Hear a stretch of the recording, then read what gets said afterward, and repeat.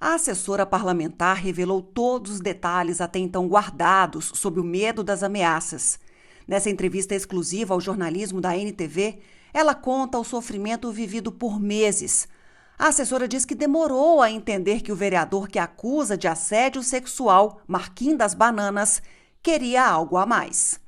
Ele falava algumas coisinhas, mas eu não dava importância. Eu não levava a sério. Ele falava coisa tipo, eu não acho errado a mulher cobrar para sair com os caras. Esse tipo de coisa, sabe? De falar de uma mulher, do corpo de uma mulher, sabe? De ter preferência, essas coisas. E eu sempre ficava evitando. Ele perguntava de preferência minha e eu não gosto. Não gosto disso, eu prefiro dormir, sabe? Eu sempre tentava falar coisa para ver se ele desanimava. E ele dizia que eu podia confiar nele, porque a gente ia trabalhar junto, eu podia falar desses assuntos. E o que ele te dizia? E ele chegou no gabinete, assim, a te levar para algum lugar, fazer alguma investida com você? Como é que era isso? No gabinete, a maioria das vezes era quando eu estava quase indo embora. É, Aí eu despedia lá da sala que eu estava e ele pedia para eu chegar na sala dele. Ele, não, me ajuda, você sabe o que eu quero. Eu, não, o que eu posso fazer para te ajudar, eu estou te ajudando aqui dentro, que é o meu trabalho. Ele, não, mas me manda uma foto. Sai comigo, só uma vez. Esse tipo de pedido que ele fazia. Sob a promessa que tudo iria acabar após ter o pedido atendido, a assessora conta que foi ao motel e ficou apenas de lingerie. Mas ela afirma que os assédios ficarão ainda piores. Mas aí ele falou assim, não, sai comigo só uma vez, eu só quero te ver, eu não vou te tocar, você não precisa me tocar também, eu só quero ver você, pode ser até de roupa íntima, não precisa de mais nada, eu só quero isso. E eu fui com ele no motel, e assim foi, eu fiquei de roupa íntima, cruzei os braços e fiquei o tempo todo desse jeito. E ele conversando assim com muita tranquilidade, como se aquele fosse realmente um momento relaxante, né? Mas era só para ele que era assim. E quando eu saí de lá, quando saímos de lá, né? Ele me agradeceu, disse que eu tinha feito muita diferença para ele, né? Com essa ajuda que eu tinha dado, que ele era muito grato e que eu podia ficar tranquila, que ele não ia me ligar mais fora de hora, não ia me sobrecarregar de serviço, porque antes eu trabalhava 9 horas por dia e ele me ligava, né, o tempo todo, então ele falou que não ia me sobrecarregar mais, que ia respeitar o tempo que eu tinha fora da Câmara e tudo, e me deu R$ 500, e eu cheguei a pensar realmente que tinha acabado. Só porque no outro dia ele chegou e já sentou perto da minha mesa, lá na Câmara mesmo, e falou que tinha achado muito bom, que tinha feito muito bem para ele, e que ele queria me ver assim toda semana, e que ele ia me dar R$ 500 toda semana. Eu, não, mas eu não quero. Você falou, eu não fui pelo dinheiro, porque o dinheiro ele tinha me oferecido muito mais antes disso. Eu fui porque você disse que não ia me ligar mais fora de horário, não ia me tratar mal, porque ele me tratava muito mal na frente das pessoas.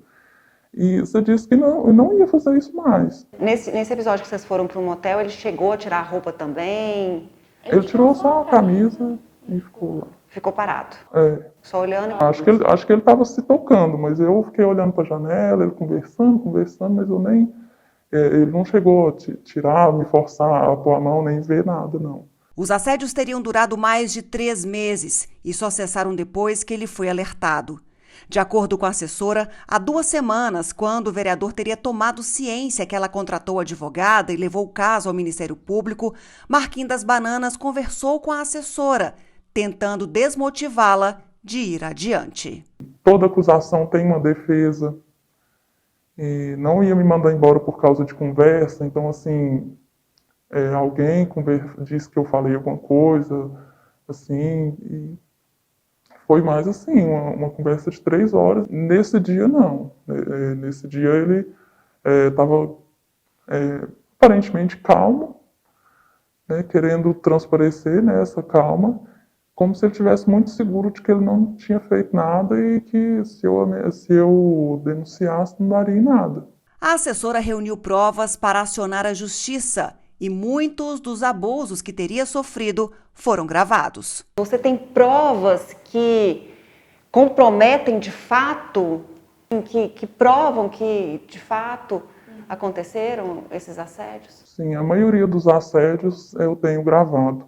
Não são todos, porque às vezes o celular estava sem bateria ou por algum motivo alguma coisa passava, mas a boa parte eu tenho sim gravado. Tá a voz dele lá em tudo. Não foi mensagem de texto que ele pode alegar que alguém clonou o celular, que alguém enviou sem ele perceber. Foi tudo ligação. O que não era por ligação era pessoalmente. Para a advogada da assessora, Kátia Mendes, as provas são consistentes.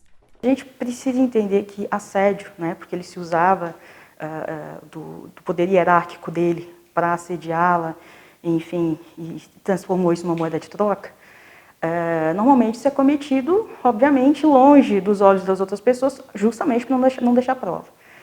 Dos áudios, vários áudios que a gente tem, ele não nega nada. Absolutamente nada do que ela imputa a ele, nada. Então, eu acredito que os áudios, que também vão ser periciados pela Polícia Civil, que já estão de posse, inclusive que a Polícia Civil já está de posse, o Ministério Público também tem cópia, o Judiciário já tem cópia. Então, eu acredito que sim, que são provas muito consistentes do que a gente está falando. E ainda que nós não tivéssemos essas provas, a palavra da vítima, a fala dela, a riqueza de detalhes, ela não foi demitida, Ludmila, ainda. Ela denunciou estando empregada, estando contratada pela Câmara. Ela sabia do risco que ela estava correndo, inclusive de perder o emprego.